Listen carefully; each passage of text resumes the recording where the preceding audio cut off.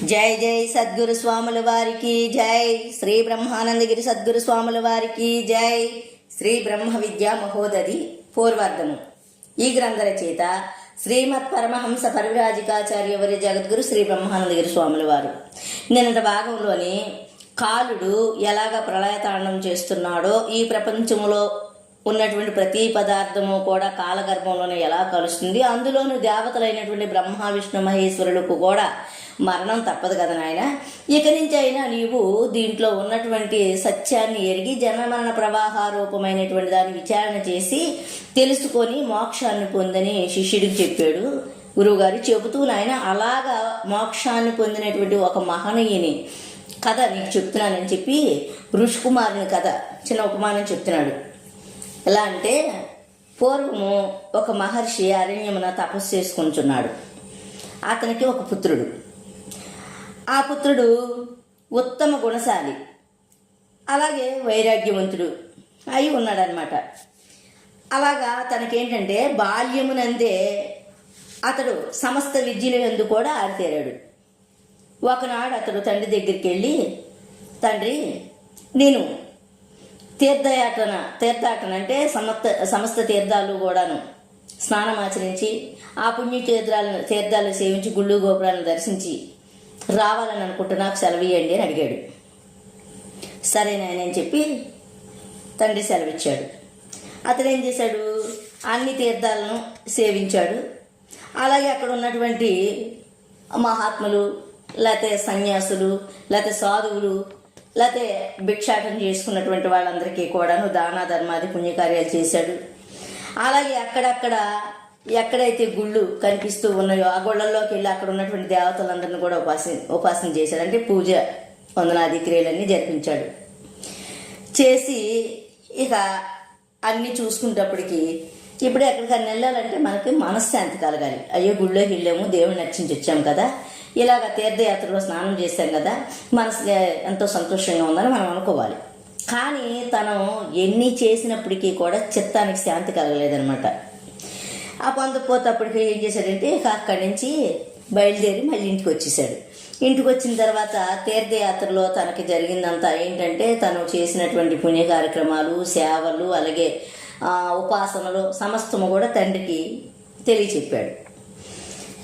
తెలియచెప్పి తండ్రి నేను ఎన్నో చేశాను కదా, మరి నా చిత్తమేమో శాంతి పొందలేదు, మరి చిత్తమునకు శాంతి లేకపోతే మానవుడికి సుఖమెట్లు కలుగుతుంది, చిత్తశాంతి లేనివాడు జనన మరణ రూపమైనటువంటి సంసారం దాటలేడు కదా, దాటలేనప్పుడు మరి మళ్ళీ వాడికి జన్మ ఉంటుంది కదా, ఖచ్చితంగా జన్మిస్తాడు, మళ్ళీ చస్తూ ఉంటాడు, మళ్ళీ చచ్చిన వాడు మళ్ళీ తిరిగి పుడుతూ ఉంటాడు. ఇది ఎలా ఉందంటే గట్టి యంత్రము వలె జన్మ మరణ రూపమైనటువంటి సంసార చక్రంలో పడి తిరుగుతాడు కదా. ఈ సంసార చక్రం నుండి తప్పించుకునే ఉపాయం ఉపదేశించండి తండ్రి అని అడిగాడు. అప్పుడు తండ్రి చెప్తాడు, అడిగి నాయన విషయ అనురాగం కలవానికి ఆత్మజ్ఞానం భారమవుతున్నది. అంటే విషయ అనురాగం అంటే ఈ లోకములో ఉన్నటువంటి ఈ భోగ విషయాల యందు ఆసక్తి కనబరిచినటువంటి వాడికి ఎలా ప్రపంచమే శాశ్వతము, అలాగే ఈ భార్య పిల్లలే శాశ్వతము, ధన కనక వస్తు వాహనాది గృహరామక్షేత్రాది ఇవన్నీ కూడా శాశ్వతము అని వాటి యందు అనురాగం ఉన్నటువంటి వాడికి ఆత్మజ్ఞానం భారం అవుతుంది. ఎందుకంటే ఎంత జ్ఞానాన్ని ఉపదేశించినప్పటికీ కూడా తనకి మనసంతా కూడా విషయభాగములేదే ఉన్నప్పుడు ఇది నెత్తి మీద బరువులా ఉంటుంది అనమాట. అందుకని ఆత్మజ్ఞానం భారం అవుతుంది. ఇక వివేకవంతునకు అంటే విచక్షణ జ్ఞానం గలవానికి శాస్త్ర అద్వైనం భారం అవుతుంది. అంటే శాస్త్రాలు చదవాలంటే ఆ చదివిన తర్వాత అది భారం అవుతుంది. ఇక తృష్ట గలవాని మనసు తోక తగిన కుక్క వలె అటు ఇటు పరుగులెడుతుంది. అంటే తృష్ట అంటే ఆశ అనమాట. ఆశ గలవాని మనసు ఒక దగ్గర కుదురుగా ఉంటుందా, ఏదో చెయ్యాలి, ఏదో తేవాలి, ఏదో సంపాదించాలి, ఎలాంటి ఆశతో ఉంటుంది అనమాట. ఇక తృష్ణయే సర్వ సంసార దుఃఖములకు ఆలవాలము. అంటే ఆశే అన్నిటికీ ఈ జనన మరణ రూపమైన సంసారానికి కానీ, లేకపోతే కామ క్రోధ లోభ మోహ మదమాచార్యాలనే అరిషడ్ వర్గాలకు కానీ ఇదే కారణమవుతుందన్నమాట. అది ఎలా ఉంటుందంటే హృదయాకాశం అంటే ఈ హృదయం నందు అజ్ఞానంధకారం కలిగించి రాత్రి వంటిది. ఎలా అంటే దీనికి జ్ఞానం ఏంటో తెలీదు. ఈ మానవుడిని ఈ విషయ భాగములు ఎందు త్రిపుసు దాంట్లో పరుగులెత్తించి మనిషిని నిలబడనేక ఒక జ్ఞానం అనేది లేక ఇదే శాశ్వతం అనుకొని అటు ఇటు పరుగులెట్టడమే అజ్ఞానంధకారం. ఎందుకంటే ఎక్కడికి మనం తెలియక ఇలా పరుగులెడతాం, కానీ ఎవరైనా విచారించి చూడండి. ఇక్కడ మనం బాగా ఆలోచించి చూస్తే మనకి ఎప్పటికి ఏది రావాలో అదే వస్తుంది. ఎందుకంటే మనకు రాని దాన్ని మనకి పుట్టించినటువంటి బ్రహ్మదేవుడు కూడా ఇప్పించలేడు. అలాగే మనకు రావలసిన దాన్ని మనల్ని పుట్టించినటువంటి బ్రహ్మదేవుడు కూడా ఆపలేడు. ఇదే యథార్థం. జీవిత పరమార్థము కూడా ఇదే, జీవిత యథార్థం కూడా అదే.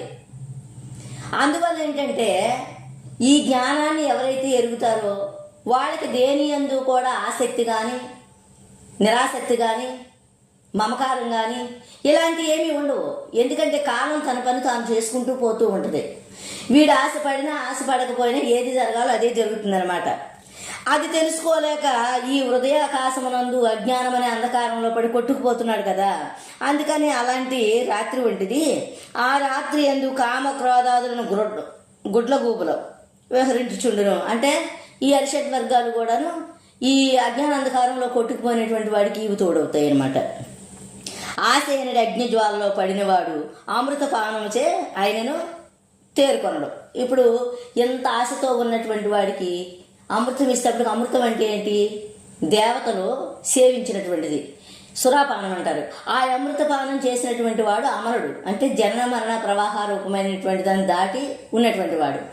అలాంటి అమృతపానం చేపించినప్పటికీ వాడికి దాని యొక్క విలువ తెలియదు అనమాట. అది తాగినప్పటికీ కూడా తేరుకొండు. సమిధులచే అగ్ని అభివృద్ధి అగునట్లు, అంటే పుల్లలో వేసే కొద్ది అగ్ని ఏమవుతుంది, ఇంకా రగులుతూ ఉంటుంది అనమాట. అలాగా విషయ భోగములచే ఆశయు వృద్ధి పొందుచున్నది. ఆశతో ఉన్నటువంటి హృదయం ఆశకే పరుగులు ఎడుతుంది, కానీ అమృతం ఇచ్చినా సరే దాని విధానం తెలుసుకోలేడు అనమాట. అలాగా తలనరిసిపోయినప్పటికీ, అలాగే శరీరం ముడతలు పడినప్పటికీ, అవయవములు శిథిలములైనను ఆశ మాత్రం అభివృద్ధి అవుచుండును. దానికి క్షీణదశయే లేదు. అంటే శరీరానికి క్షీణదశ ఉంది, కానీ ఆశకి మాత్రం క్షీణించే గుణం లేదనమాట. ముఖము ముడతలు పడినను, తల మెరిసిపోయినను, అవయవములు సడలిపోయినను, ఆశ మాత్రం యవ్వన అవస్థను పొందుచున్నది. అంటే ఆశ యవ్వన అవస్థను పొందుతుందంటే ఇంకా ఏదో చేసేయాలి, ఇంకేదో సంపాదించాలి, ఇంకేదో చేయాలనే అజ్ఞానాంధకారంలో కొట్టుకుపోతుంది. కానీ ఈ శరీరాన్ని చూసి నేను ఎలా వచ్చాను, నేను ఎక్కడి నుంచి వచ్చాను, ఈ శరీరం ఎన్ని మార్పులు చెందిందనే జ్ఞానం మనకు ఉండదన్నమాట. ఈ ఆశ వజ్రము కంటే పదునైనది. అంటే అసలు వజ్రం అంటేనే చాలా గొప్పది. వజ్రాయుధం అంటే దానికన్నా పదునైనది. అగ్ని కంటే వేడి అయినది, విషము కంటే తీక్షణమైనది. ఇది హృదయం లోపల ఉండి దహించి వేస్తుందన్నమాట. ఎలా ఏదో చెయ్యాలని మనిషిని పతనం చేస్తే కానీ కరెక్ట్గా నిలబడినవదు. ఎంత గొప్పవాడినైనను తృణప్రాయునిగా చేస్తుందన్నమాట. అంటే గడ్డి పరకలాగా అయిపోతాడు వాడి జీవితం. ఇంద్రత్వ పదవిని తృప్తిని పొందదు. అంటే ఇంద్రత్వ పదవి ఉన్నప్పటికీ కూడా తృప్తి కలగదనమాట. ఇక ఈ తృష్ణాగ్ని చల్లారేటట్లు, అంటే ఈ ఆశ ఎలా చల్లారుతుంది అని తండ్రిని అడుగుతున్నాడు అనమాట. మరియు ఓ తండ్రి, ఈ స్థూల దేహము మలమూత్ర భాజనము, అంటే మలమూత్రాలతో నిండిపోయినటువంటిది.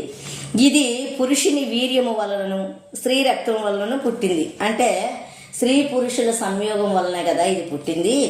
దీనికంటే అపవిత్రమైన, అంటే దీనికన్నా అపవిత్రమైనటువంటిది ఏదీ లేదు. దీనికి నిత్యము షడ్రసయుక్తమగు భోజన పదార్థమును ఇచ్చి పోషించవలసి వస్తుంది కదా. అందువల్ల ఒకనొక సమయాన నాశమొందుచున్నది. ఇది షడ్రసయుక్తమైనటువంటి భోజనాలను పెట్టి దీన్ని ఎంతో ఇదిగా ఎంతో పదిలంగా చూసుకున్నప్పటికీ ఇది నిలిచేది కదా, ఎప్పుడో ఒకప్పుడు పోవలసిందే, నాశనం అయిపోతుంది కదా. ఈ మలమూత్ర బాణమైన శరీరము కామరూప పిశాచమునకు స్థానముగా ఉన్నది. అంటే శరీరం లేకపోతే ఈ అరిషడ్ వర్గాలు లేవు. ఈ శరీరం ఏమవుతుందంటే కామానికి కారణం అవుతుందన్నమాట. ఈ కామం అనే పిశాచి ఈ శరీరం వల్లే వస్తుంది కదా. మరి ఈ కామ పిశాచం ఈ దేహమునందుండి దేహిని వశీభూతమనర్చుకొని ఆడించున్నది. అంటే ఇందులో ఉన్నటువంటి ఆత్మను కూడా వశం చేసుకుంటుంది అనమాట. చేసుకొని ఇది ఇలా ఆడిస్తుంది.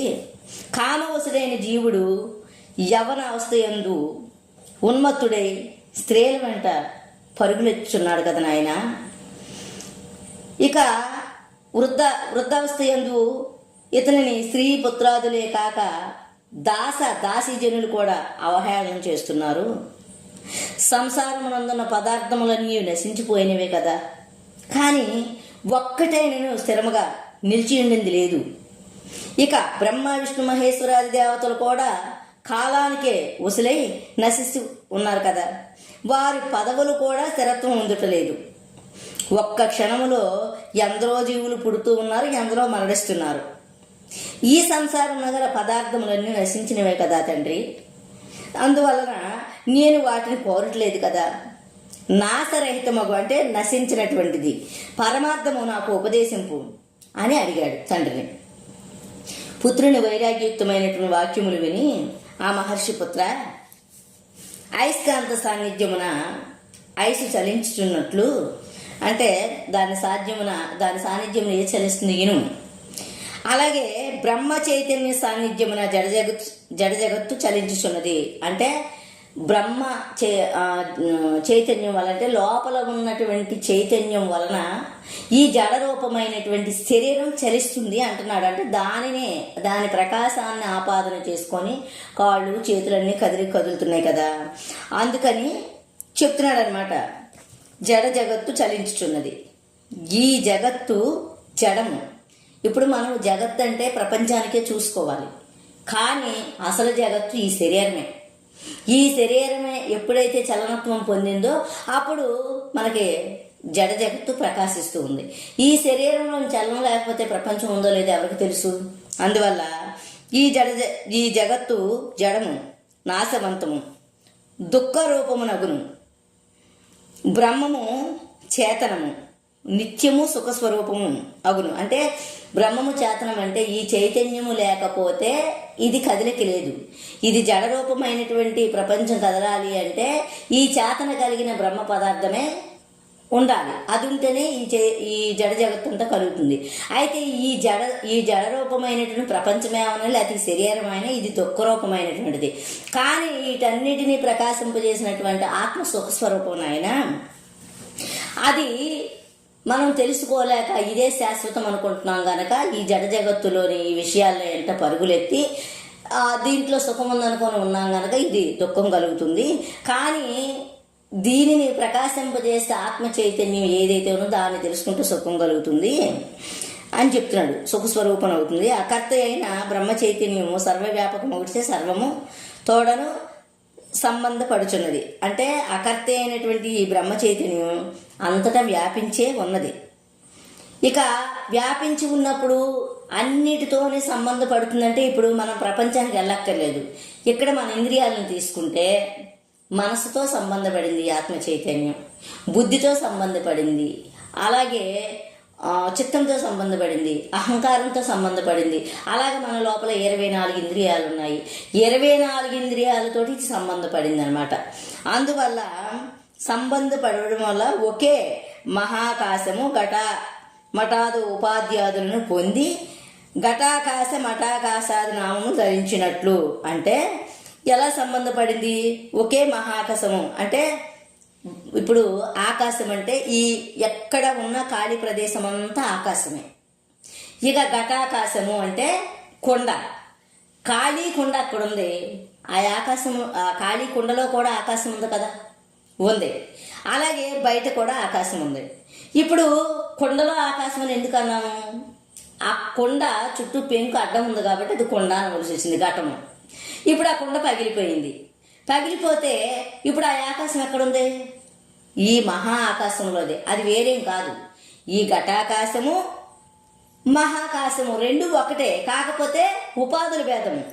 అలాగే ఘటమఠాద్య ఉపాధులను పొంది ఘటాకాశ మఠాకాశాది నామములు ధరించినట్లు. ఎలాగైతే ఈ ఒక ఆకాశం అయినప్పటికీ బయట ఉన్నది మహా ఆకాశం అంటున్నాము, కుండలో ఉన్నది కుండల ఆకాశం అంటున్నాము. అలాగా 84 లక్షల జీవరాశుల్లో ఉన్నటువంటి ఉపాధుల్లో ఉన్నటువంటి ఆత్మ అఖండమే.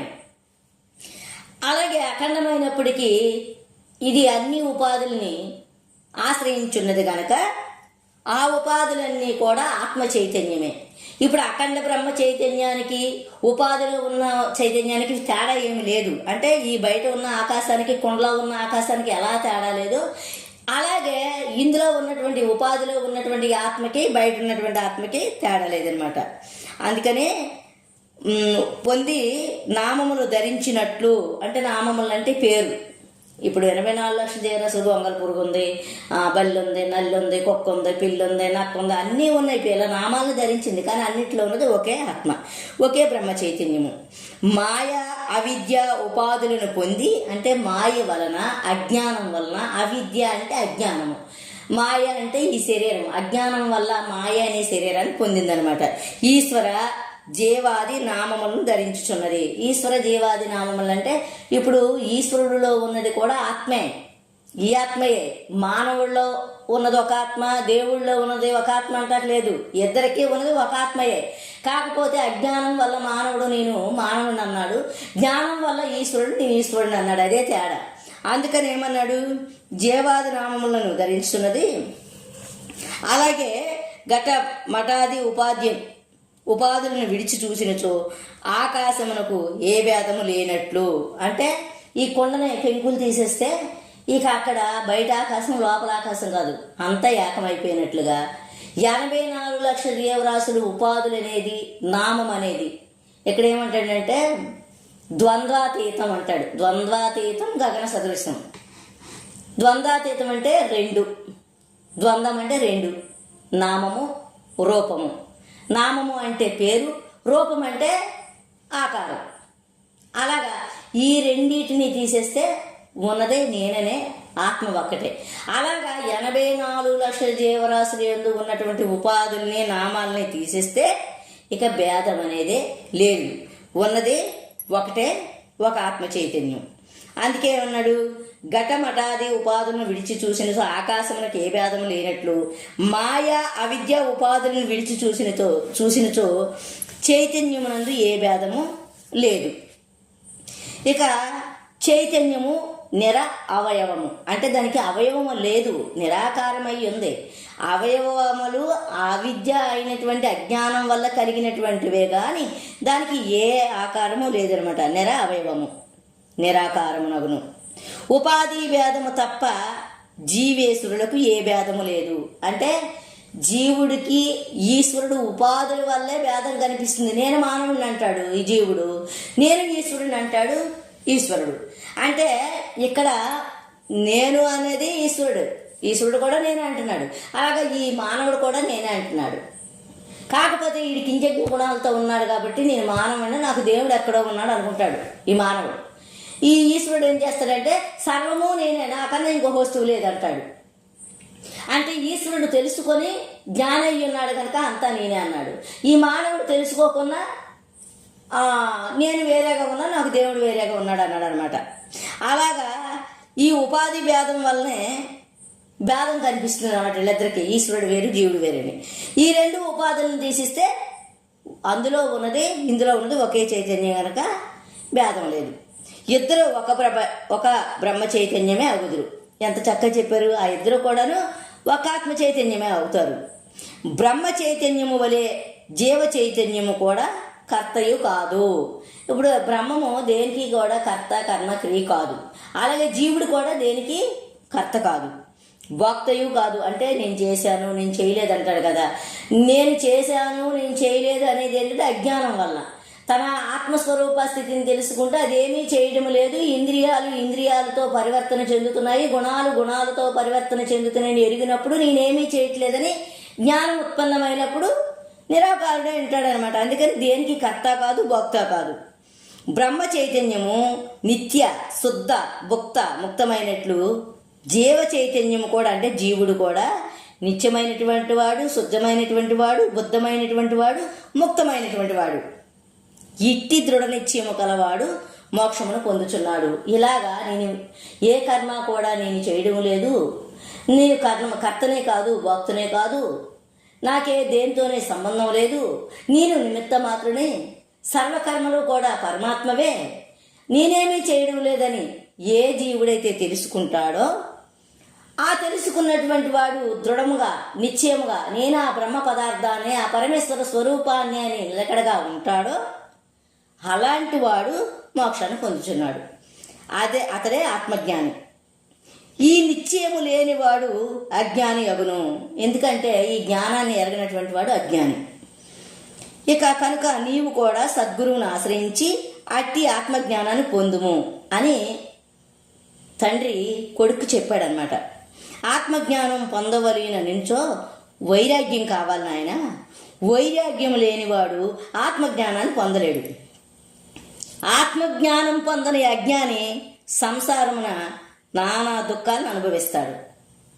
సంసారమున గల సమస్త దుఃఖములకు మూల కారణము ఆత్మజ్ఞానం. అంటే ఈ ఆత్మయే అన్ని సంసారాలకి, అన్ని అజ్ఞానాలకు కారణం కూడా ఈ ఆత్మజ్ఞానమే. ఇది ఎలాగా? కర్మ, ఉపాసన, ఇతర సాధనలచే నివర్తింపబడదు. అంటే ఈ సంసారం నశించాలంటే సాధన చెయ్యాలి. సాధన చేస్తూ ఏవైతే కర్మలు ఉన్నాయో దాన్ని కూడా అనుసరిస్తూ రాజయోగ సంపన్నుడే రాజయోగాన్ని అనుభవిస్తూ తెలుసుకోవాలన్నమాట. అందుకనే అలా తెలుసుకున్నటువంటి వాడికి ఈ సంసారం నివృత్తి అవుతుంది, అంటే విడిపోతుంది. ఆత్మజ్ఞానం వలననే అది నివృత్తి అవుతుంది. అజ్ఞానం నివర్తిల్లినచో అంటే అజ్ఞానం పోయినచో దాని కార్య పరంపరమంతయు నశిస్తుంది. అంటే అజ్ఞానం ఎప్పుడైతే లేకుండా పోయిందో ఇక దాంతో వచ్చినటువంటి కర్మ కార్యాల సమస్తం కూడా పోతున్నాయి అన్నమాట. కనుక నీవు ప్రయత్నపూర్వకముగా ఆత్మజ్ఞానాన్ని సంపాదింపు అని కొడుక్కి చెప్పాడు. సరే, కొద్దిగా ఉంది కానీ ఈ వీడియో చాలా ఉంది, అయిపోయింది. ఈ రోజుకి ఇంతటితో ముగిస్తూ రేపటి